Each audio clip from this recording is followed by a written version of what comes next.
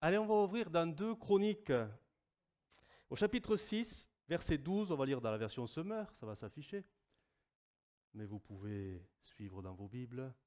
Alors la lecture va être très longue, mais nécessaire. Après tout, c'est la parole de Dieu.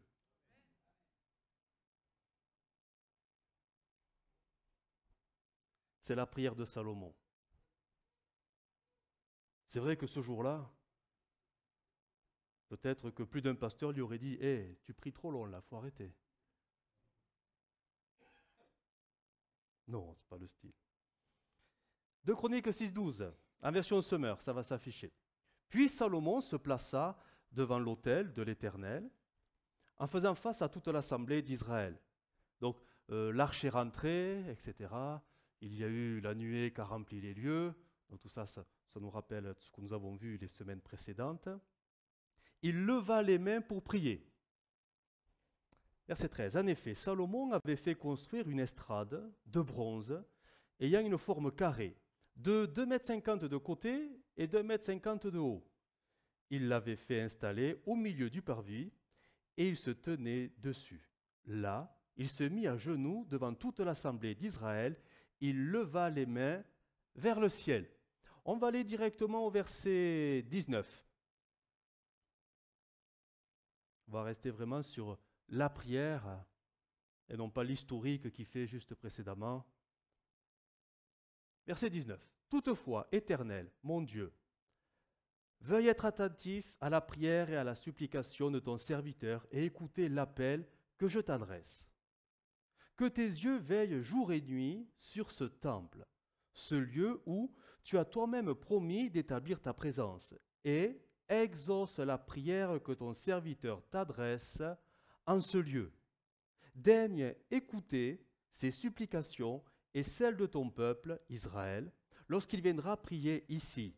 Depuis le lieu où tu demeures, depuis le ciel, entends notre prière et veuille pardonner. À partir de là, je fais déjà une pause et on va voir que on ne sait pas s'il avait préparé sa prière ou si elle était spontanée, mais en tout cas, elle va être très structurée.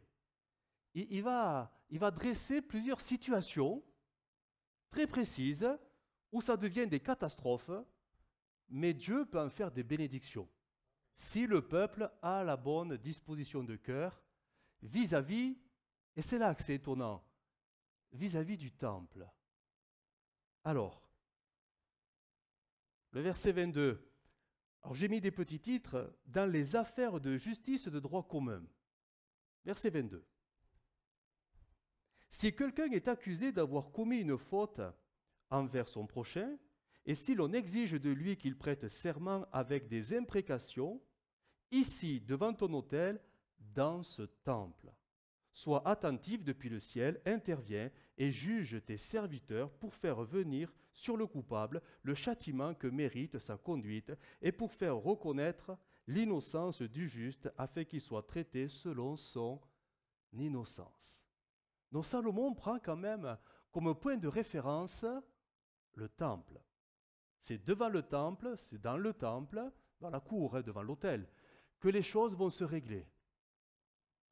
Deuxième situation, dans les affaires militaires, verset 24. Si ton peuple, Israël, est battu par un ennemi, parce que ses membres auront commis un péché contre toi, si ensuite ils reviennent en arrière et te célèbrent, s'ils adressent leurs prières et expriment leurs supplications devant toi, et là on revient dans ce temple, écoute-les depuis le ciel, pardonne le péché de ton peuple, Israël, et ramène-les dans le pays que tu leur as donné à eux et à leurs ancêtres. Troisième situation, dans les affaires agricoles. Alors, soit il était vif d'esprit, et c'est possible, hein, c'est Salomon, soit il avait préparé quand même cette prière devant le Seigneur. Verset 26, quand le ciel sera fermé et refusera de donner la pluie parce que ton peuple aura commis un péché contre toi, si ce peuple prie, et on en revient en ce lieu, s'il te loue et se détourne de ses fautes, après que tu l'aies affligé, écoute-le depuis le ciel, pardonne le péché de tes serviteurs et de ton peuple Israël, indique-leur la bonne ligne de conduite à suivre et fais tomber la pluie sur ton pays que tu as donné en possession à ton peuple. Autre situation, dans les affaires sanitaires. Quand la famine ou la peste sévira dans le pays, quand les céréales seront atteintes de maladies, quand surviendra une invasion de sauterelles ou de criquets, ou quand ses ennemis assiégeront ton peuple dans son pays, dans les villes fortifiées du pays, quand quelque maladie ou quelque malheur s'abattra sur lui, si, considérant son malheur et sa souffrance, elle a noté la précision. Chacun tend les mains, pas vers le ciel, vers le temple, vers ce temple, veuille exaucer du ciel, du lieu où tu demeures, les prières et les supplications que t'adressera tout homme ou tout ton peuple Israël. Pardonne-leur et traite chacun selon sa conduite, puisque tu connais le cœur de chacun. En effet, toi seul, tu connais le cœur des humains. De cette manière, ils te révéreront et se conduiront comme tu leur as prescrit tout le temps qu'ils vivront sur l'étendue du territoire que tu as donné à nos ancêtres. Cinquième possibilité, aux étrangers, ceux qui viennent de l'extérieur, mais qui sont en Israël. Verset 32. Et même si un étranger qui ne fait pas partie de ton peuple, Israël, vient d'un pays lointain pour prier, et là on retrouve la notion dans ce temple, parce qu'il aura entendu parler de ta grandeur et de la puissance que tu déploies pour agir, veuille l'écouter depuis le ciel, depuis la demeure où tu habites, et lui accorder tout ce qu'il aura demandé. De cette manière, tous les peuples du monde te connaîtront, et ils te révéreront comme le fait ton peuple Israël, et ils reconnaîtront que le temple que j'ai construit t'appartient. Un autre cas de figure, au verset 34, en cas de captivité, déportation à l'étranger, verset 34. Lorsque ton peuple partira pour combattre ses ennemis sur le chemin où tu l'enverras, s'il prie en se tournant vers cette ville que tu as choisie et vers ce temple que j'ai construit en ton honneur, daigne écouter depuis le ciel leurs prières et leurs supplications et défendre leur cause. Il se peut qu'ils commettent un péché contre toi, car quel est l'homme qui ne commet jamais de péché? Alors tu seras irrité contre eux, tu les livreras au pouvoir de leurs ennemis, qui les amèneront en captivité dans un pays étranger, proche ou lointain. S'ils se mettent à réfléchir, dans le pays où ils auront été déportés, s'ils reviennent en arrière et t'adressent leurs supplications dans le pays de leur captivité, et qu'ils disent « Nous avons péché, nous avons mal agi, nous sommes coupables », s'ils reviennent à toi de tout leur cœur et de tout leur être dans le pays de leur captivité, où ils auront été déportés, et s'ils prient, et là notez la précision, en se tournant vers le pays que tu as donné à leurs ancêtres, vers la ville que tu as choisie et vers ce temple que j'ai construit en ton honneur, alors, depuis le ciel, la demeure où tu habites, veuille écouter leurs prières et leurs supplications et défendre leur cause. Pardonne à ton peuple les péchés qu'il aura commis contre toi. Désormais donc, mon Dieu, veuille écouter attentivement et considérer favorablement toute prière faite en ce lieu. Et maintenant, ô Dieu éternel, lève-toi et viens dans le lieu de ta paix. Ô viens avec ton coffre d'où rayonne ta force et que tes prêtres, éternel Dieu, se parent du salut, que tes fidèles poussent des cris de joie et qu'ils jouissent du bonheur. Éternel Dieu, n'écarte pas le roi qui a reçu l'onction, veuille te souvenir de ce que dans ta bienveillance tu avais promis à David ton serviteur. Et le chapitre qui suit terminera cette prière. Lorsque Salomon eut terminé sa prière, le feu tomba du ciel et consuma l'holocauste ainsi que les sacrifices, et la gloire de l'Éternel remplit le temple. Amen. Elle était longue, sa prière, hein? Mais elle était belle. Et Dieu l'a écoutée attentivement. Et Dieu, oui, on peut dire, oui, il l'a approuvé, parce que le feu est descendu. Le feu. Mais dans cette prière, on relèvera quand même 3 notions très fortes qui vont ressortir dans la structure de cette prière. La première notion, elle est vraiment très présente dans tous les versets, quasiment, dans toutes les situations de la vie d'Israël, c'est la notion de prière et de supplication. 12 fois. Si mon peuple prie, si mon peuple te supplie, si mon peuple, après s'être examiné, se tourne vers toi et crie à toi. Donc ça revient quand même 12 fois. 9 fois reviendra la notion, bon, prier c'est bien, mais il faut bien prier, c'est-à-dire dans la bonne direction, dans le bon lieu. Et ça c'est étonnant, on n'est pas familier à ça. Nous, Jésus dira, quand tu pries, entre dans ta chambre, c'est suffisant. Là non. Salomon, il est très clair. Celui qui priera dans ce lieu. Mais s'il ne peut pas prier dans ce lieu, où qu'il soit, il devra se tourner vers ce lieu. Alors Seigneur, tu écouteras. Et là, tu exauceras. Parce qu'il est dans sa prière est dans la bonne direction. Pas celle du ciel, mais celle orientée géographiquement, suivant où ils sont tout simplement. Et la troisième notion, qui revient 5 fois, c'est le pardon. Si la prière remonte vers Dieu, si la prière est bien orientée, géographiquement parlant, alors Seigneur, daigne pardonner. Quelle que soit la situation, accorde ton pardon, la restauration, bref, la bénédiction. Si on pouvait résumer finalement tous ces versets qu'on vient de lire, on pourrait dire, alors en une phrase, elle serait ceci: quiconque priera dans ce temple ou vers ce temple pour demander pardon à Dieu, il lui sera pardonné, tout simplement. Et Salomon a pris des exemples de la vie, voilà, de la vie du peuple d'Israël. On pourrait y voir, et le fait que le feu soit descendu est comme une approbation de Dieu, mais on pourrait y voir entre Salomon et Dieu à ce moment-là, ou plutôt l'intention de Salomon, est comme si par cette prière il voulait conclure une alliance.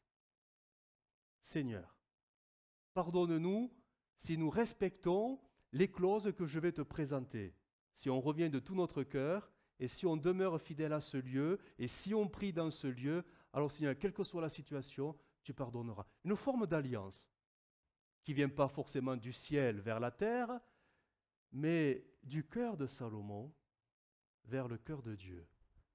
Et bien la réponse, oui, il semble que Dieu soit d'accord parce que le feu descend, on y voit l'approbation, bien évidemment, mais au verset 12 du chapitre 7, écoutez la réponse de Dieu. Dieu va se prononcer. Il va lui donner une réponse très personnelle, mais qui va dans le sens de l'approbation. 2 Chroniques 7, verset 12, version Semeur. Alors l'Éternel apparut à Salomon pendant la nuit, donc c'est quelques heures après, et lui dit: j'ai exaucé ta prière, et je choisis cet endroit comme lieu de sacrifice pour moi. Lorsque je fermerai le ciel et qu'il n'y aura pas de pluie, lorsque j'ordonnerai aux sauterelles de ravager le pays, ou que j'enverrai la peste contre mon peuple, si alors mon peuple qui est appelé de mon nom s'humilie, prie et recherche ma grâce, s'il se détourne de sa mauvaise conduite, moi, je l'écouterai du ciel, je lui pardonnerai ses péchés et je guérirai son pays. Verset 15. Et c'est là. Désormais, donc c'est quelque chose de nouveau. Désormais, j'écouterai attentivement et je considérerai favorablement la prière faite en ce lieu.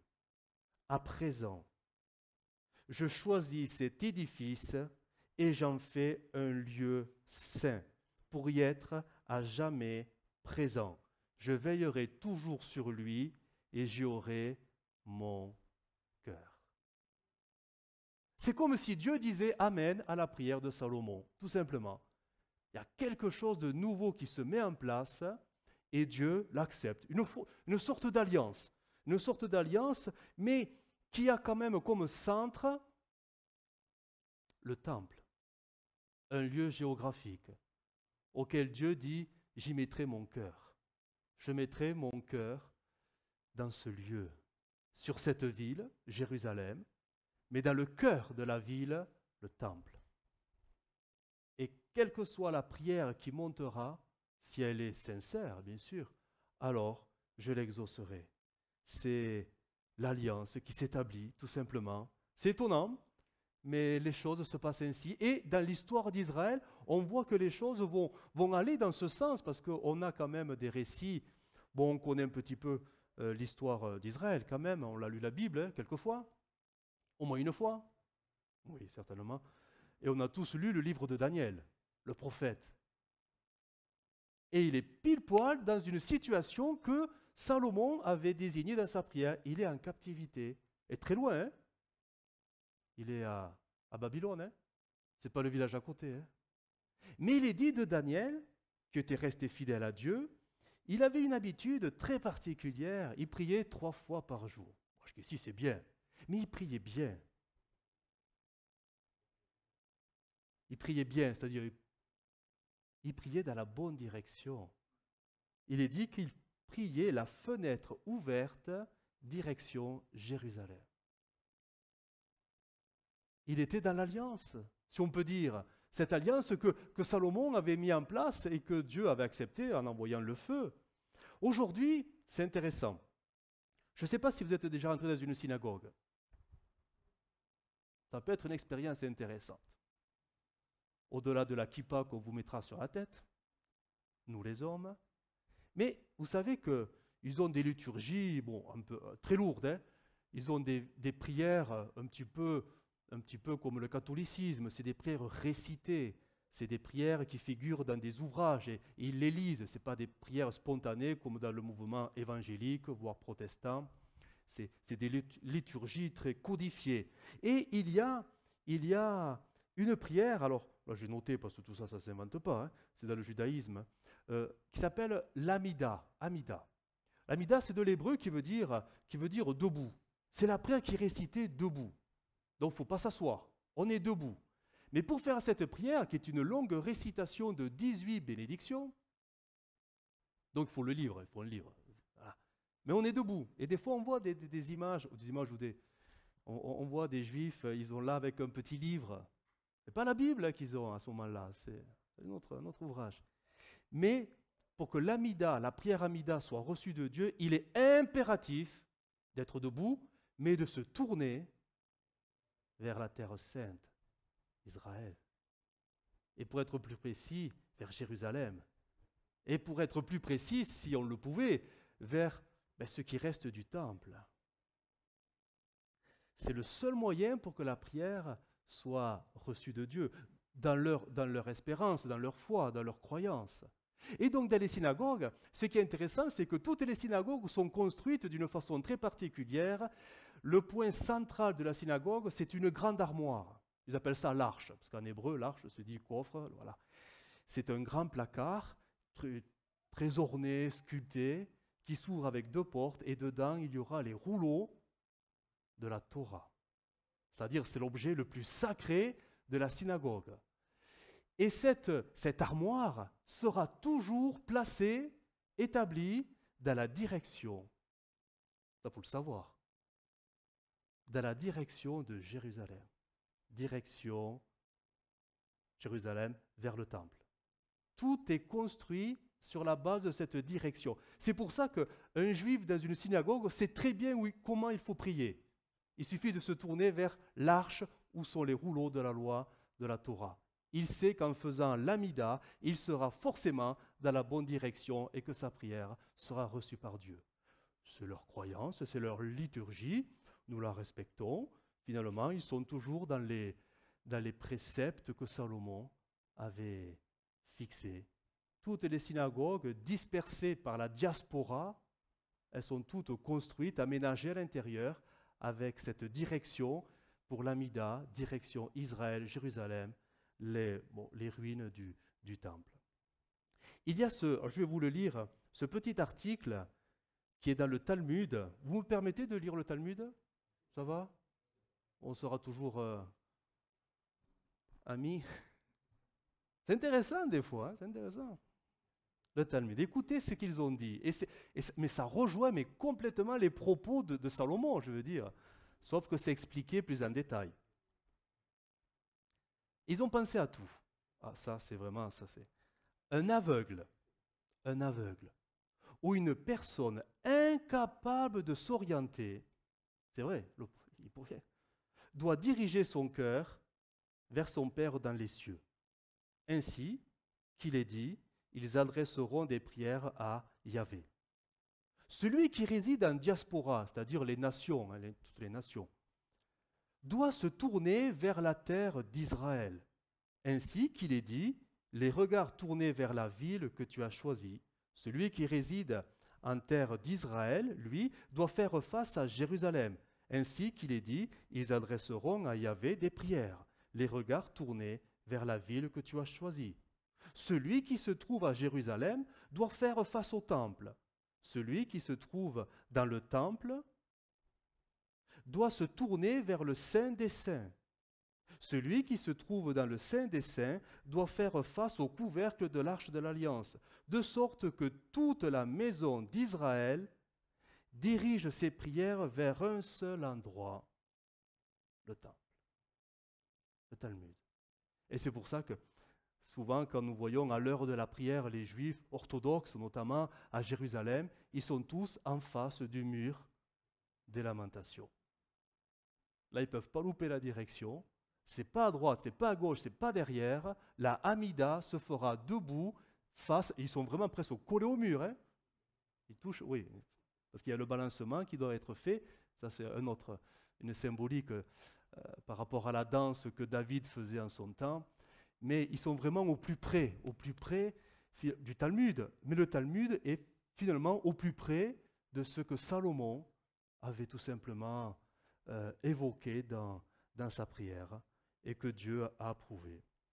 Dieu a choisi le temple pour être l'édifice où il mettrait son nom, son cœur, et il a respecté cette alliance. Malheureusement, si Dieu lui a été fidèle à cette alliance, on sait qu'Israël n'a pas été fidèle à l'alliance. Parce que si le temple est devenu le point central de toute la vie religieuse, dans le bon sens du terme, du culte israélite, on sait qu'à un moment donné, Dieu ne supportera plus Israël et il décidera de détruire le temple. C'est Dieu lui-même qui met fin à cette alliance. Les Babyloniens, nous connaissons l'histoire, c'est 420 ans après cette prière. 4 siècles plus tard, Dieu envoie les Babyloniens détruire ce qu'ils ont de plus précieux, le temple. Le temple, c'était vraiment le trait d'union entre le ciel et Dieu. C'est le trait d'union. Ils savent que dans ce lieu, ils seront exaucés. Ils savent que dans ce lieu, on peut espérer toute restauration et toute bénédiction. Tout dépend de ce lieu, finalement, ou de se tourner vers ce lieu. Et Dieu leur dit, ce lieu, je vais vous le reprendre. Il le détruit. Terrible, hein? Il y aura la captivité, 70 ans, Daniel, le prophète, etc., qui continuera à prier vers Jérusalem, tout cela. Néhémie, Esdras viendront plus tard, vont reconstruire la muraille, le temple, l'autel, tout va se remettre en place petit à petit. Hérode le Grand, alors je passe les siècles là, Hérode le Grand, nous sommes dans les années moins 20, grosso modo, avant Jésus-Christ, va agrandir le temple, ou pas forcément le temple, mais le parvis autour du temple. Il va améliorer tout ça pour plaire au peuple d'Israël. Jésus va venir. On sait ce qui va se passer dans le temple. Il va bousculer un peu les choses. Mais il va leur dire aussi que viendra un temps où il ne restera plus pierre sur pierre. Et 70 ans après Jésus-Christ, les Romains détruiront à nouveau le temple. Et là, ça sera la grande diaspora. Les Juifs seront éclatés, dispersés dans toutes les nations. Et là, se construiront des synagogues, tout cela. Mais chaque fois avec cette idée, il faut se tourner vers Jérusalem. Il faut se tourner vers la ville sainte pour que Dieu nous rétablisse. Pour que Dieu nous rétablisse. Et aujourd'hui, si vous suivez un peu l'actualité, aujourd'hui, le peuple juif attend quoi? De pouvoir reconstruire ce qu'ils ont perdu, le temple. Le problème, c'est qu'il y a du monde sur le temple. Il y a les mosquées. le dôme du rocher, la mosquée Al-Aqsa, et ils ne peuvent pas, mais ils aspirent à quelque chose, retrouver leur terrain pour construire le temple, parce que pour eux, c'est le seul moyen pour que Dieu les rétablisse, que Dieu les bénisse, que Dieu les relève, et je guérirai leur pays, a dit Dieu, je guérirai leur pays. Donc, ils ont toujours eu ce projet de reconstruire ce que les nations leur ont pris finalement, les Romains, etc. Aujourd'hui, les choses ont changé. Nous, on le sait parce que bon, on a le recul, on connaît les évangiles, mais si on se mettait à la place d'un juif, notre espérance serait certainement d'aller en Israël et de toucher le mur du temple pour que Dieu bénisse nos prières. Hein, ça serait ça. Hein. Quand Jésus est venu, la venue de Jésus n'a pas été comprise par le peuple d'Israël. Pourtant, ils attendaient le Messie. Hein. Mais il a été incompris. Parce que la venue de Jésus est venue comme un grand bouleversement dans la vie religieuse d'Israël. Dans Jean 4, verset 20, va s'afficher le texte. Jésus a expliqué les choses, mais je pense que très peu ont compris, pour ne pas dire, peut-être tout le monde n'a rien compris. Jean 4, verset 20, et il parlait avec la Samaritaine. Nos pères ont adoré sur cette montagne. Et vous dites, vous, que le lieu où il faut adorer est à Jérusalem. Femme, lui dit Jésus, crois-moi, l'heure vient, où ce ne sera ni sur cette montagne, ni à Jérusalem que vous adorerez le Père. Mais l'heure vient, et elle est déjà venue, où les vrais adorateurs adoreront le Père en esprit et en vérité, car ce sont là les adorateurs que le Père demande. Pour nous, ces versets, mais c'est tellement assimilé que pour nous, voilà, c'est bien sûr que maintenant nous apportons des cultes spirituels à Dieu. Mais le croyant juif israélite, si vous lui dites « ça ne sert à rien d'aller à Jérusalem, tu restes dans ta chambre, c'est pareil », il serait choqué. Il serait choqué parce que pour lui, sa conception, qui est très Ancien Testament, serait « mais non, il faut se tourner vers la ville sainte, il faut tendre les mains vers Jérusalem, parce que sinon Dieu ne pourra pas recevoir favorablement ma prière. » Il y a tout un protocole à respecter pour que ça marche.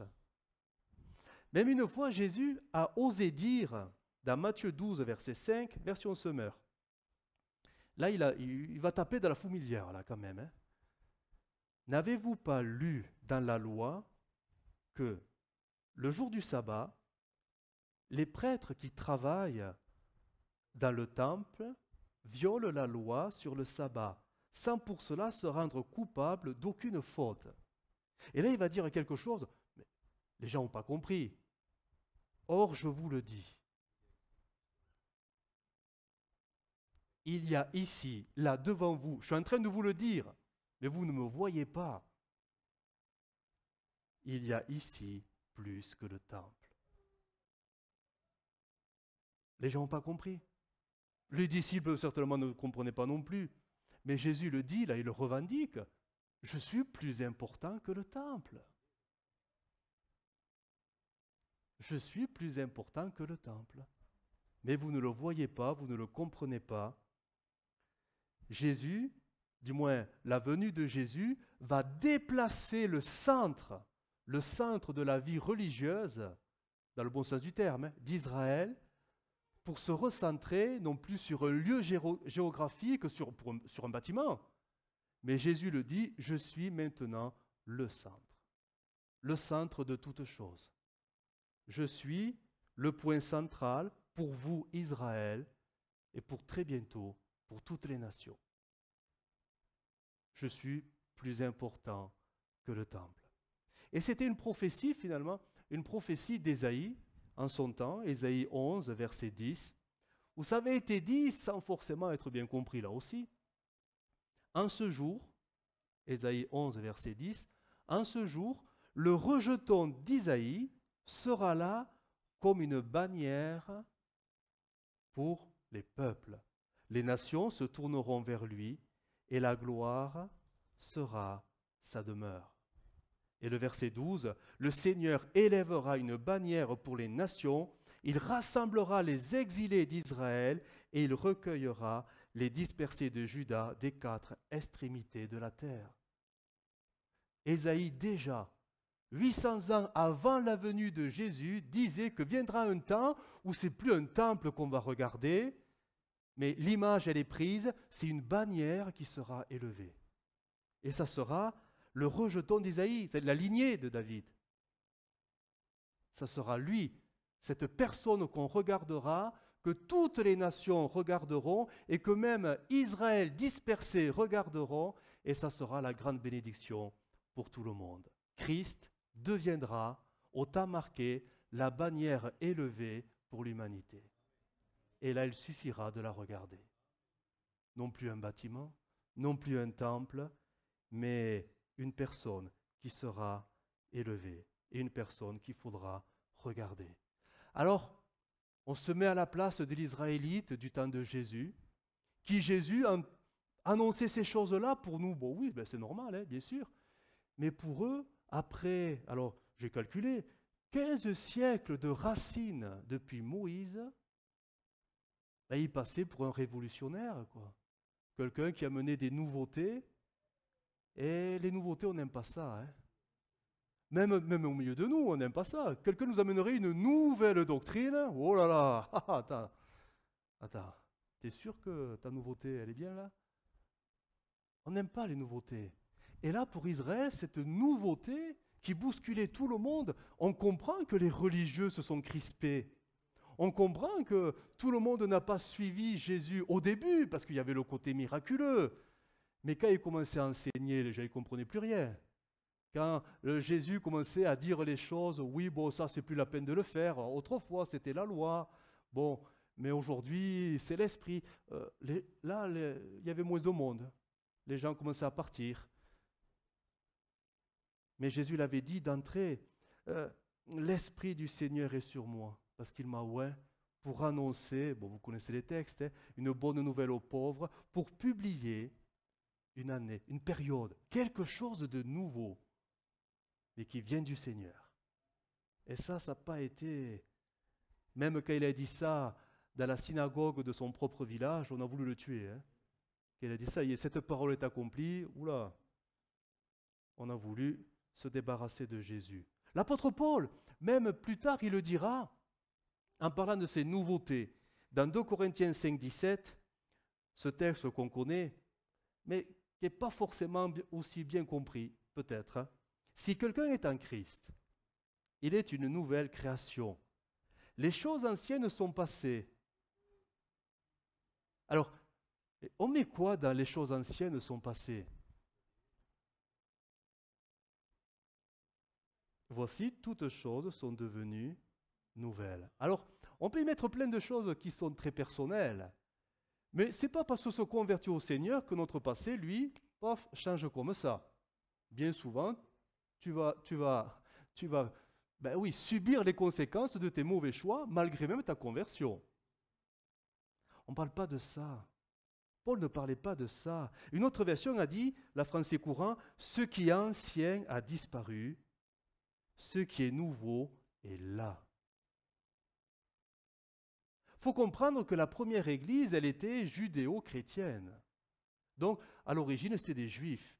Des juifs qui étaient fortement accrochés aux choses de l'Ancien Testament.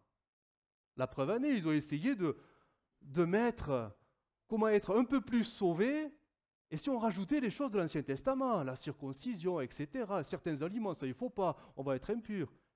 En fait, c'est ça, c'est-à-dire les choses de l'ancienne liturgie, Paul dit, stop, il n'y a plus besoin. Le culte est devenu spirituel, parce que nous sommes des créatures spirituelles. Et souvent, bon, on se l'appropriait en disant, bon, voilà, ton passé, il est réglé, ça y est, tu es à Jésus. Ce n'est pas si magique que ça. Ce n'est pas si naturel que ça. Oui, tes péchés sont effacés, mais les choses de ta vie, les souffrances de ta vie, ou les difficultés peut-être dans ton couple ou avec tes enfants, malgré ta conversion, ça ne va pas forcément les régler. Ça va les amplifier. Est-il pas dit que celui qui veut suivre Jésus dans une famille, oulala, alors il va y avoir des querelles dans la maison, hein, des divisions. Hein. Vous voyez que la conversion ne règle pas les problèmes. Non, ça en crée d'autres. Ça crée des divisions. Mais les choses anciennes sont passées dans le sens que nous sommes libérés de la loi et de toutes ces prescriptions qui étaient là, qui étaient codifiées, qui étaient des exigences. On est libérés de tout ça parce que c'est l'esprit qui nous conduit maintenant. Et le culte devient spirituel. Aujourd'hui, on dirait, ou plutôt Salomon nous dirait, du moins s'il se convertissait à Jésus, il nous dirait, mais il ne faut plus regarder le temple, il faut regarder à Jésus. Et là on dirait tous, ben oui, ça y est Salomon, tu as tout compris, c'est ça, il faut regarder à Jésus. Mais à Jésus, mais il est où?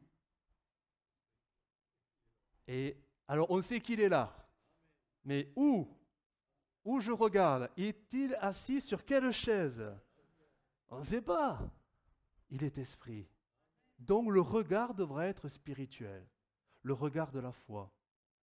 On sait qu'il est là et par la foi, nous regardons à sa présence. Pourtant, on ne sait pas trop, mais par l'esprit, nous croyons qu'il est là parce que c'est une promesse qu'il nous a donnée.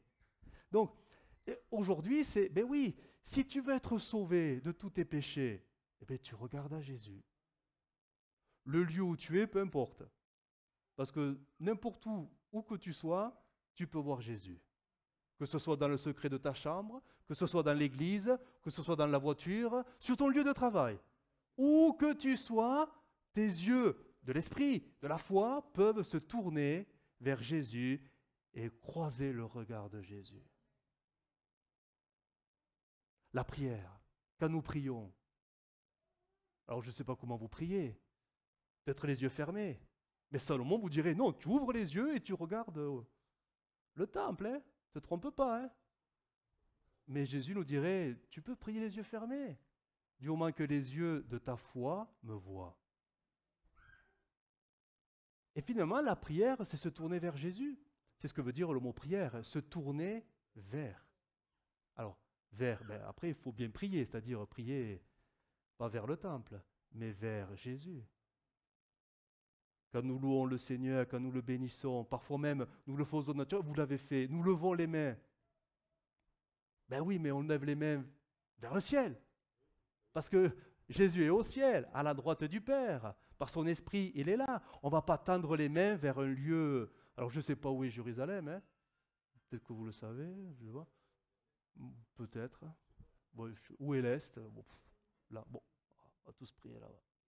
Bon, vous êtes dans la bonne direction, moi, il faut que je me tourne. Mais non, par les yeux de l'esprit, les yeux ouverts, les yeux fermés, on contemple Jésus et nos prières montent vers lui, s'adressent à lui, tout simplement. Je voudrais quand même creuser cette notion de regarder à Jésus. Parce que c'est impératif. Si on ne regarde pas à Jésus, on ne pourra pas suivre Jésus. Donc il faut regarder et suivre de près. Et je voudrais voir assez rapidement, au moins peut-être trois regards qui vont essayer de clarifier cette notion de regarder à Jésus. Parce que concrètement, c'est vrai qu'il n'est pas là. Il n'est pas là. Mais nous savons par la foi qu'il est là. Regarder à Jésus, je dirais que peut-être serait-ce le premier regard, je ne sais pas, parce qu'on a toujours besoin de l'avoir, ce regard, mais c'est de regarder à la croix. Ben oui. Regarder à Jésus, c'est regarder à la croix.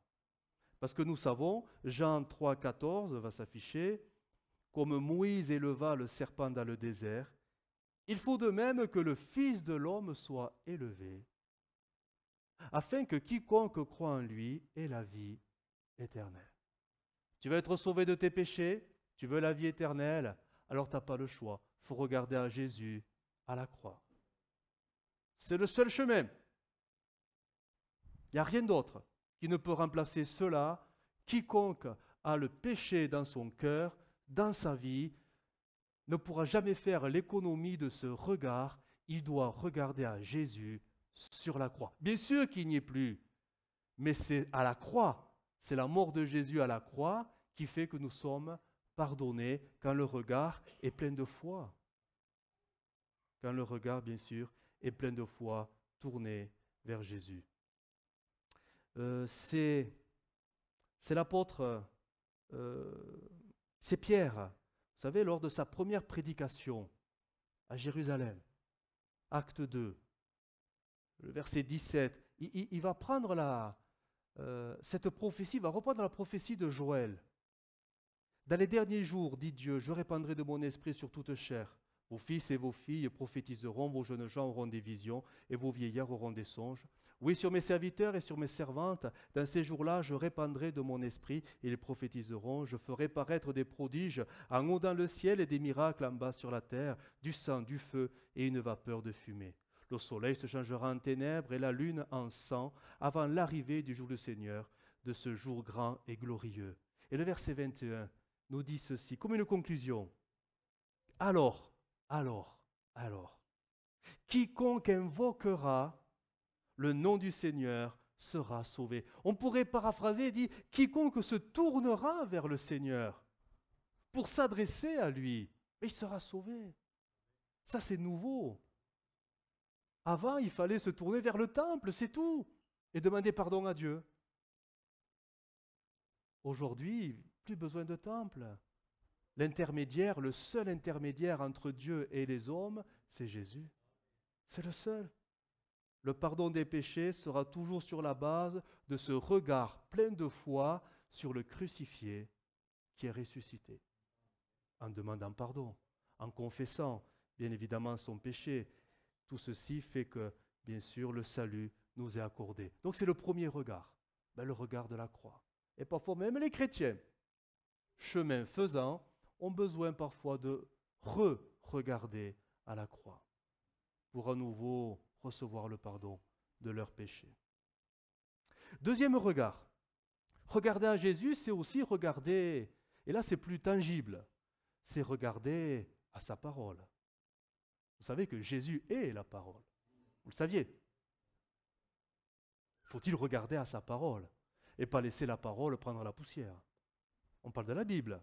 Jacques 1, 25. On les connaît, ces textes. Celui qui aura plongé.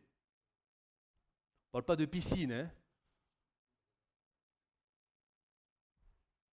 Plonger les regards dans la loi parfaite, la loi de la liberté, et qui aura persévéré, n'étant pas un auditeur oublieux, mais se mettant à l'œuvre, celui-là sera heureux dans son activité. Plonger ses regards dans les Écritures, dans la loi parfaite, dans la loi de la liberté, pour la mettre en pratique. C'est aussi ça, regarder à Jésus. C'est lire la Bible, mais lire la Bible avec sérieux, avec ce désir de la mettre en pratique. Lire la Bible. Vous savez qu'un jour, c'est Pierre, non, c'est Paul. Il a dit à ces chrétiens, c'était les chrétiens de Galate, je m'étonne, je ne comprends pas. Vous vous détournez si facilement de l'évangile, quand même. Je lis le texte. Je m'étonne que vous vous détourniez si promptement de celui qui vous a appelé par la grâce de Christ pour passer à un autre évangile. Je m'étonne que des chrétiens ne lisent plus la Bible et s'accrochent à des choses qui ressembleraient à la Bible, un autre évangile, mais qui n'est pas la Bible, qui n'est pas l'évangile. Alors, bien sûr, pour nous, ça paraît évident. Bon, bien sûr, la Bible, on veut la garder, la Bible. On est des gardiens des Écritures. Mais dans les faits, est-ce qu'il ne nous l'a pas dit quand même, Paul, que dans les derniers temps, certains se feront piéger et se tourneront vers d'autres évangiles. Ça ressemble à l'évangile, mais ce n'est pas l'évangile. Alors, j'ai fait un petit recensement des faux évangiles qui circulent. Oh, il n'y en a pas tant que ça, mais ils sont redoutables. Parce qu'ils ont séduit quantité de chrétiens qui se sont détournés du vrai évangile et se sont perdus dans des faux évangiles. Le premier évangile, bon, on le connaît parce que j'avais fait toute une série d'enseignements là-dessus, c'est l'évangile de la prospérité. Terrible, cet évangile. Hein? Ça ressemble. C'est bien. Ça met l'accent sur le côté très plaisant. Avec Dieu, tu manqueras de rien. Avec Dieu, il pourvoira à tout.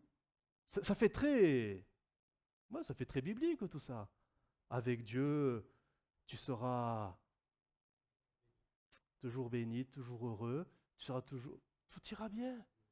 Ta vie sur terre ne sera que réussite. Tu vas prospérer. Ton compte en banque va prendre des zéros à la fin. Parce que c'est Dieu qui va multiplier tout ça. Toi, donne ta dîme et laisse faire Dieu. Bon, c'est l'évangile de la prospérité. On sait très bien, aujourd'hui, les yeux se sont quand même bien ouverts pour avoir une forme de consensus là, évangélique pour dire, bon, c'est bon, ça a duré assez longtemps, stop, on n'en veut plus. Mais il en reste encore un peu, hein, des partisans. Et finalement, l'évangile de la prospérité, en fait, le regard, il est beaucoup plus prononcé sur les bénédictions que sur Christ. On regarde plus à ce que Dieu peut nous donner qu'à Christ. Vous voyez où c'est subtil? C'est qui le plus important? C'est Christ ou c'est ses bénédictions? On est d'accord? On est d'accord. Un autre évangile, il est moins connu, mais il circule aussi. C'est l'évangile qu'on qualifie d'humaniste. C'est-à-dire que on présente Christ souvent, vous savez, quand on témoigne, on évangélise, on met souvent l'accent sur le Seigneur, il est là pour t'aider.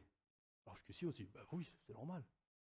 Le Seigneur, il est là pour enlever tes misères. Le Seigneur, il est là pour te relever la tête. Le Seigneur, il est là pour te redonner peut-être tout ce que tu as perdu. Le Seigneur, il est là pour te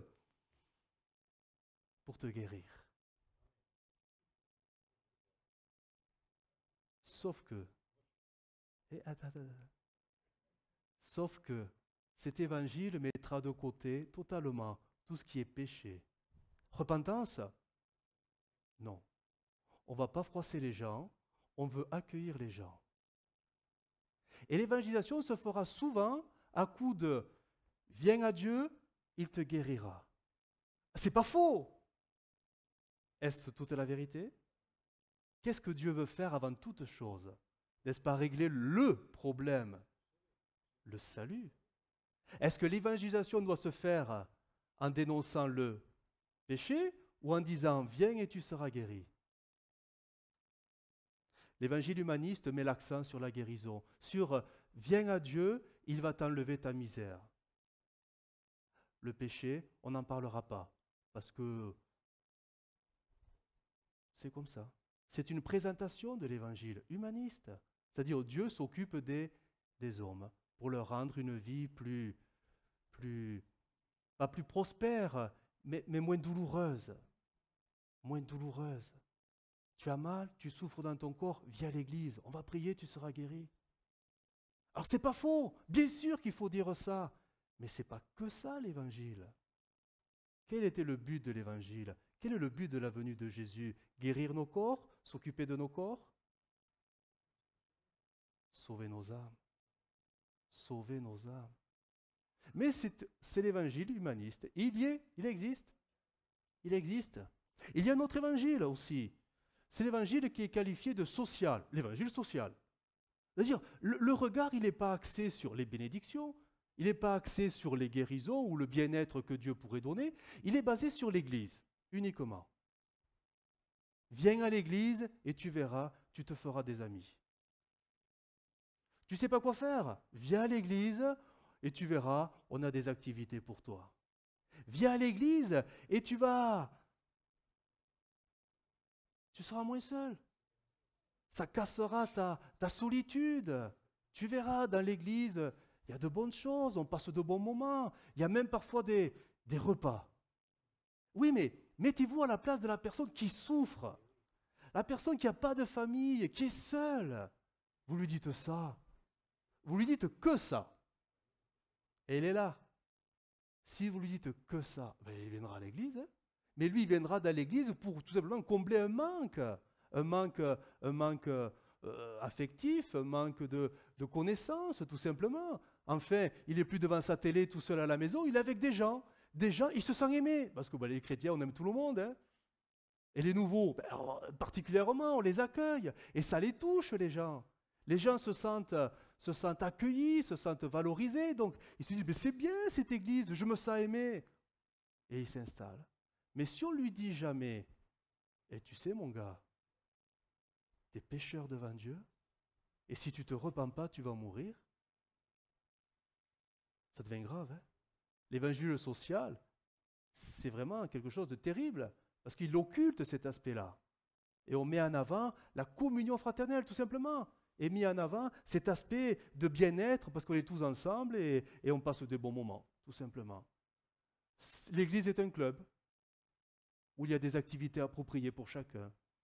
Alors, c'est pas faux, mais c'est pas, la vérité, elle n'est pas là. Elle n'est pas que là, heureusement. Et le dernier évangile, c'est l'évangile du moi. Le moi, le sur-moi. C'est-à-dire, finalement, on regarde plus à soi qu'à Christ. Et on vient à l'Église pour s'accomplir, tout simplement, pour se réaliser. On vient à l'Église pour s'épanouir. On vient à l'Église pour faire tout simplement, voilà, vous savez, un peu ce travail sur soi qui permettra de devenir de meilleurs chrétiens. Ah, là on ne parle pas de mourir à soi, certainement pas. Non, mais de se réaliser soi. C'est pas pareil. On ne parle pas de tu dois abandonner tes projets pour suivre Jésus. Non, Dieu va réaliser tes rêves. Voyez les notions? Jésus n'est plus le centre, c'est le moi qui devient le centre. C'est le moi qui est mis en avant, c'est le moi qui est mis sur l'estrade. C'est le moi qui finalement, et qui devient le surmoi, qui devient le point central de l'évangile. On sait très bien que ce n'est pas ça. Jésus l'a dit, hein, si quelqu'un veut vraiment me suivre, hein, il faut qu'il renonce réellement à lui-même. Hein. Finalement, bon, peut-être qu'on en trouverait d'autres, mais c'est les 4 tendances générales qu'on retrouve hein, dans le mouvement évangélique là, que je viens de dresser. Mais quand on regarde le vrai évangile, ce qu'il est, mais il porte un nom, hein, c'est l'évangile de Jésus-Christ. Ce n'est pas l'évangile de la prospérité, ce n'est pas l'évangile humaniste, ce n'est pas l'évangile social, ce n'est pas l'évangile du moi, c'est l'évangile de Jésus-Christ. Et l'évangile de Jésus-Christ, si on devait le résumer, mais très courtement, en quelques points, c'est tout simplement l'évangile de Jésus-Christ qui nous libère premièrement, mais vraiment la priorité du péché. Un évangile qui ne nous parlerait pas que nous sommes tous des pécheurs, c'est un faux évangile. C'est la première chose que le Seigneur a prêchée. Repentez-vous, le royaume de Dieu est proche. L'évangile de Christ nous amènera toujours, nous qui nous sommes repentis, à apprendre à renoncer de plus en plus à nous-mêmes pour faire les œuvres préparées d'avance. Et non pas pour s'accomplir, non pas pour se réaliser, non pas pour se rendre meilleur, plus fort, certainement pas. C'est en étant de plus en plus brisé que je suis de plus en plus près du Seigneur. Vous voyez, ça, c'est déjà là on perd du monde. Hein. Si on dit que ça, on perd du monde. Hein. Ça intéresse beaucoup moins. Le véritable évangile de Christ, immanquablement, il va nous transformer. Il va nous changer. On va se voir de plus en plus petit. Et le Seigneur, on va le voir de plus en plus grand. Et là, ça serait intéressant de demander peut-être à chacun, bon, on ne va pas le faire, hein, on n'a pas le temps, mais si on pouvait demander à tous les chrétiens de l'Église, te sens-tu transformé depuis que tu marches avec le Seigneur?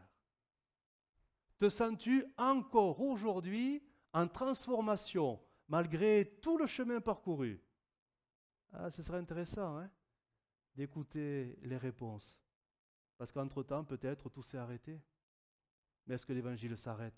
N'est-il pas éternel, cet évangile? Et en fait, l'évangile de Christ, forcément, il nous ouvre le ciel. Un évangile qui nous présenterait le bonheur sur terre, c'est un faux évangile. Et il est faux comme la messe. Surtout pas, on va être déçu. Le vrai évangile nous ouvrira le bonheur dans le ciel. C'est dans le ciel qu'il y aura la gloire. Alors je ne dis pas qu'on ne peut pas être béni sur terre. Bien sûr que si, qu'on est béni. Vous savez, quand on traverse les difficultés, c'est une bénédiction, hein? Eh oui, eh oui. Mais le repos de l'âme, les récompenses, c'est pour plus tard dans le ciel. Et l'Évangile nous appelle à regarder le ciel, pas regarder les choses ici-bas sur terre. Je devrais dire tout le contraire, détournez-vous des choses de la terre. Aussi plaisantes soient-elles, détournez-vous parce que vous n'êtes pas appelés à ça. Vous n'êtes plus appelés à cela. Votre évangile doit vous mener les yeux vers le ciel, d'où viendra tout simplement le secours. Je termine avec le troisième regard. Je commençais déjà un peu à en parler, mais regarder à Jésus, c'est regarder au but final, le but final. Le but final, ce n'est pas la bénédiction sur terre, hein, ou la fin de mon épreuve, hein, ce n'est pas ça le but final. Le but final, c'est le ciel qui s'ouvre. Nous avons une espérance, le ciel. Le ciel. Non mais, je ne sais pas si on mesure ce que je suis en train de vous dire là. Vous savez, dans le livre des Hébreux, beaucoup ont espéré, ici-bas sur terre, que Dieu allait les aider. Et ils n'ont rien reçu. Et plusieurs sont morts, etc. Et d'autres ont souffert, etc. Et ils ont espéré, ils ont vu de loin, et ils n'ont rien eu. Mais ils ont reçu la récompense une fois qu'ils étaient dans le ciel. C'est pareil pour nous. Peut-être que Dieu peut nous faire la grâce de vivre quelques bénédictions spéciales par rapport à des situations spéciales, mais notre grande espérance, ce n'est pas ça. Ce n'est pas le secours ici-bas, c'est la délivrance finale. La finale. Lisons ensemble Luc qui va s'afficher, Luc 21, 8. Regardez ce qu'il est dit. Prenez garde que vous ne soyez séduits, car plusieurs viendront en mon nom. Et là, on peut y mettre plusieurs, bien sûr, plusieurs faux évangiles viendront en son nom. Plusieurs fausses doctrines viendront en son nom. Il ne faut pas imaginer, presque d'une manière un peu simpliste, qu'un Christ barbu avec un bâton va venir là, c'est moi Jésus, suivez-moi. C'est pas comme ça que ça va se passer, c'est plus subtil que ça. Verset 9. Quand vous entendrez parler de guerre et de soulèvement, ne soyez pas effrayés, car il faut que ces choses arrivent premièrement, mais ce ne sera pas encore à la fin. Alors il leur dit, une nation s'élèvera contre une nation et un royaume contre un royaume. Il y aura de grands tremblements de terre et en divers lieux des pestes et des famines, et il y aura des phénomènes terribles et de grands signes dans le ciel. Verset 28. Quand ces choses commenceront à arriver, redressez-vous et levez vos têtes, parce que votre délivrance est proche. Une autre version très ancienne a traduit « Regardez en haut ». Ah, regardez en haut. Regardez en haut. Regardez en haut. Je pense à, vous savez, les disciples. Oh, les disciples, ils ont été malmenés quand même, parce qu'ils n'avaient rien compris. Ils avaient du mal à comprendre, on ne va pas jeter la pierre. Hein. Mais c'était dur à comprendre les vérités spirituelles. Et quand Jésus, après sa résurrection, s'est présenté auprès d'eux pendant 50 jours, pour eux, ils ont été rassurés, consolés, ils ont eu les explications de texte et tout. Mais à un moment donné, ils voient Jésus qui remonte dans le ciel, l'ascension. Mais imaginez, mais Jésus, tu vas où? Et nous, on fait quoi? La première fois, tu nous as fait le coup, tu es mort. Bon, on n'avait rien compris, on a cru que tu étais parti pour toujours. Tu es venu, ça nous a rassurés, consolés. 50 jours, c'est long, 50 jours avec Jésus. Quoi, c'est long? C'est pas long, mais ça veut dire, bon, ça, voilà quoi, c'était agréable, on va dire. Et là, d'un seul coup, Jésus qui repart. Et les yeux fixés vers le ciel, les anges vont leur dire, mais pourquoi vous regardez comme ça vers le ciel? Ce même Jésus reviendra de la même manière. Les yeux fixés vers le ciel. Jésus va venir dans les nuées. Je pense à Étienne. Étienne, vous savez, il est lapidé. On est en train de le lapider. Peut-être qu'il priait, Seigneur, fais quelque chose, que les gens se convertissent et qu'ils arrêtent de me jeter des cailloux. Non. Non, non, les cailloux étaient là, ça faisait mal, très mal. Et là, d'un seul coup, la délivrance se présente à lui. Mais pas la délivrance que peut-être nous, on aurait peut-être pensé, parce que bon, c'était Étienne, on est au début de l'Église, c'est un bon évangéliste, c'est un jeune homme courageux, il faut le garder dans l'équipe. Non, Jésus décide de le reprendre, tout simplement. Étienne voit le ciel s'ouvrir. C'est sa délivrance, hein? Il voit Jésus se lever du trône, et tout simplement pour l'accueillir dans sa présence. C'est magnifique, hein? C'est magnifique. Incompréhensible pour les chrétiens, mais comment Dieu a-t-il pu laisser faire mourir peut-être un des premiers évangélistes de l'Église? Mais c'était sa délivrance à lui, c'était celle-ci. Elle est venue du ciel. Et vous savez, pour nous, ça sera la même chose. Notre délivrance viendra du ciel. Peut-être qu'un jour, on partira à la rencontre de Jésus, tant mieux. Ou alors, on va mourir et notre âme partira à la rencontre de Jésus. Et là, on verra le ciel ouvert. Mais que ce soit l'un ou l'autre, la destination, c'est la même. Alors, bon, c'est sûr, on voudrait tous partir physiquement. Ça fait moins mal. Mais au final, ce qui compte, c'est la destination. Hébreux 12. Hébreux 12, verset 1. C'est pourquoi nous aussi,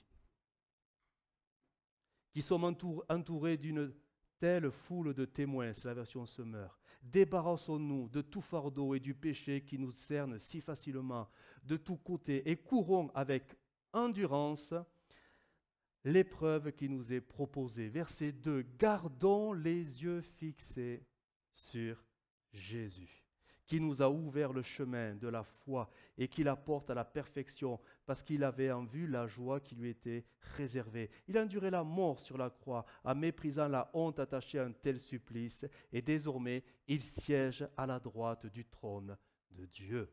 Gardons les yeux fixés sur Jésus. D'autres versions, gardons les yeux toujours fixés sur Jésus. Ou une autre version, regardons sans cesse à Jésus. Si nous voulons vraiment prétendre à cette place que Jésus nous a préparée d'avance, ça sera au prix de cet effort, parce que c'est un effort de regarder à Jésus, de regarder toujours et sans cesse à Jésus. Le monde qui nous entoure s'agite autour de nous pour essayer d'attirer notre regard. Et ce n'est pas forcément avec des choses, vous savez, des choses déplaisantes, des choses qui sont abominables, des choses qui sont repoussantes, parce qu'on sait faire la part des choses. Vous savez, là, en ce moment, il y a une campagne publicitaire, là, hein, vous les avez vues, hein, sur les panneaux. Non, vous ne l'avez pas vu, hein? Ma petite fille est bon, bref. Mon pote, il est... Voilà, bref. Bon. Vous voyez, ces choses-là, on détourne le regard, parce que c'est... On se dit, mais bon, ça doit arriver. Mais on détourne le regard. Mais le monde nous proposera aussi des choses qui vont attirer notre regard. Et c'est là le piège. Et on se maintiendra sur le chemin qu'au prix de l'effort de s'interdire de regarder à ce que le monde va nous présenter. Si on n'a pas les regards sur Jésus, mais c'est sûr, on va se désorienter, vous savez, on va bifurquer, on va pas le voir venir. Hein. Je pense à Ève. Ah, Ève. Ah, si j'avais été Adam, mais bon, ce n'était pas le cas. Mais si Ève, Dieu leur avait dit, ce fruit, mais ne vous en mangez pas, surtout pas. Et Ève, ben, elle tourne, j'imagine, hein, elle tourne autour de l'arbre. Hein. Oh, le fruit, oh, qu'est-ce qu'il est beau. Et le serpent, ben oui, il est beau, regarde. Et même il est bon. Et si tu en prends, tu connaîtras comme Dieu connaît, tu verras. Et il n'avait pas tort, le diable, il n'était pas en train de mentir. Hein. vous serez comme Dieu. Vous aurez le discernement entre le mal et le bien. Vous serez comme... Il ne mentait pas, hein? Il a poussé. Il te plaît? Vas-y, vas-y. Mais le monde, alors, nous, ça nous fait un peu une caricature, un peu ces choses-là. Mais le monde fait la même chose avec nous. De temps en temps, il nous présente des choses qui correspondent à nos besoins, à nos attentes. Et là, notre regard, il est comme accroché. Ah oui, c'est vrai. Ah. Oh, c'est pas si mauvais que ça, après tout. Le Seigneur, il comprendra. Et on se laisse avoir, hein, par les plaisirs, les séductions, les attraits de ce monde. Et quand on commence à regarder à ça, ben c'est sûr, hein, le jour où tu en mangeras, tu mourras. Le jour où on commence à se tourner vers le monde et à se nourrir des choses du monde, ben c'est déjà la mort. Hein. C'est la mort. C'est la mort spirituelle. Et si je ne me ressaisis pas, elle deviendra éternelle. Hein. Il est bien dit, et c'est Jean qui le dira, que celui qui aime le monde, convoitise des yeux, de la chair, etc., mais Dieu ne peut pas être avec lui. Ça fait réfléchir quand même, hein? Nous qui nous croyons toujours avec Jésus, parce que Jésus nous a dit « je serai toujours avec vous », mais si notre cœur est sans cesse avec le monde pour se nourrir des choses du monde, on se trompe. Hein? On se trompe, mais lourdement. Hein? On est dans la mort. On est déjà séparé de Dieu. Terrible, hein, cette histoire-là, mais on est prévenu. Hein? La Bible nous a donné l'exemple, et je termine, de la femme de Lot. Elle était sur le bon chemin, il suffisait de suivre les anges, les yeux fixés sur le chemin ouvert par les anges, il suffisait de continuer, mais son regard, parce que son cœur était ailleurs. Son cœur était ailleurs. Et,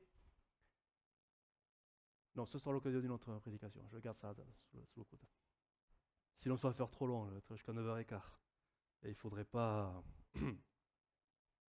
La femme de Lot a regardé en arrière et elle a été transformée tout simplement en statue de saint. Comprenons que c'est les regards fixés sur Jésus qui nous maintiendront dans la vie éternelle. Et de savoir dire non, de s'interdire de regarder aux choses de ce monde pour ne vivre que les choses avec Dieu, ça sera le prix, parce que c'est un prix à payer. Hein? C'est un prix à payer, celui du renoncement. Le renoncement. Je renonce aux choses de ce monde pour suivre Jésus. Exactement ce que Abraham a fait devant le roi de Sodome en disant, vous savez, qu'il a libéré les prisonniers de sa ville. Il a voulu le récompenser. Je te donne toutes les richesses pour te récompenser de tout ce que tu as fait pour moi. Il l'a regardé, il a dit, certainement pas. Je veux rien de toi. Celui qui m'enrichira, c'est Dieu. Toi, je veux rien de toi. Même pas la courroie, le lacet de mon soulier, tout ça. Je veux rien de toi. Tu me rends simplement les gens qui m'appartiennent. Mais nous, parfois, avec le monde, hein, bon, on a quelques compromis quand même. Hein. On n'est pas si intègre que ça. On apprend l'intégrité. On apprend. Et on va faire des progrès. Hein. On va en faire. Oui, on va en faire de plus en plus. On veut plaire à Jésus. Allez, je termine avec Luc 10, 23. Cette parole de Jésus, et nous la vivons par la foi, cette parole, bien sûr. Luc 10, 23. Se tournant vers les disciples, Jésus leur dit, en particulier, « Heureux les yeux qui voient ce que vous voyez. Car je vous dis que beaucoup de prophètes et de rois ont désiré voir ce que vous voyez et ne l'ont pas vu, entendre ce que vous entendez et ne l'ont pas entendu. » Mais de quoi parle-t-il, Jésus? Ben de lui-même. Et nous aussi, nous sommes bénis, littéralement heureux, parce que par la foi, nous voyons et nous contemplons Jésus tous les jours. Faut-il avoir les regards tous les jours par la foi sur lui et détourner les regards de ce monde qui nous empêcherait de voir Jésus. Me permettez-vous une dernière histoire? C'est la demi. Je peux? Rappelez-vous de Pierre. Le fantôme, sur l'eau. Et Pierre, si c'est toi, Jésus, ordonne que je vienne. Et Jésus lui dit, viens. Et le texte dit, tant qu'il avait les yeux sur Jésus, il marchait sur l'eau et il allait tout droit. Une version dit, Pierre sauta de la barque et se mit à marcher sur l'eau en direction de Jésus. Tout droit. Mais à un moment donné, le monde à côté, le monde naturel, le vent, c'est naturel. Mais il a soufflé plus fort, son regard s'est détourné, il a considéré plus la tempête, il a pris peur et il a plongé. Bien sûr, Jésus était là pour le récupérer, mais combien, malheureusement, ont sombré quant à la foi, parce que leur regard n'est plus sur Jésus, mais vers le monde, tout simplement. On va prier le Seigneur. Jésus, nous te bénissons et nous adorons ton saint nom parce que tu es venu jusqu'à nous, tu t'es fait connaître à nous et encore ce soir, nous sommes de ceux qui pouvons te contempler. Seigneur, oui, nous voulons avoir les yeux constamment fixés sur toi. Seigneur, c'est vrai que le monde est parfois attrayant. C'est vrai que le monde a parfois des solutions qui nous plaisent.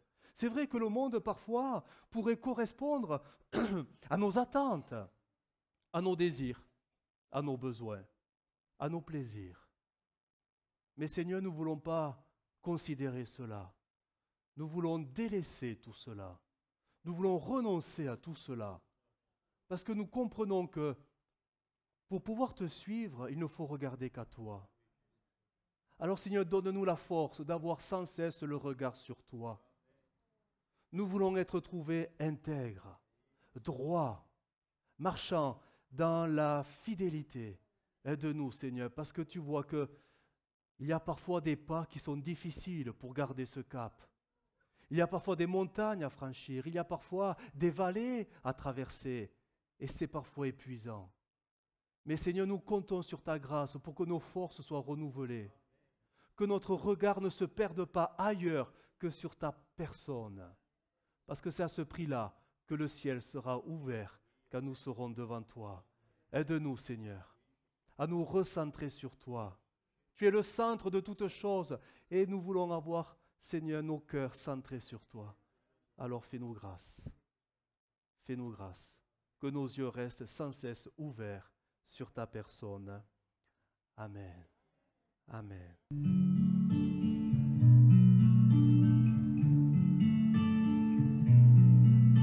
Well, I heard there was a Savior called. David played and he plays the Lord, but you don't really care for music, do ya?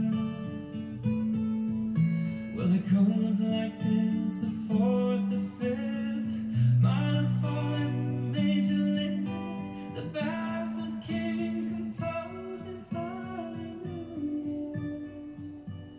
hallelujah, hallelujah, hallelujah, hallelujah,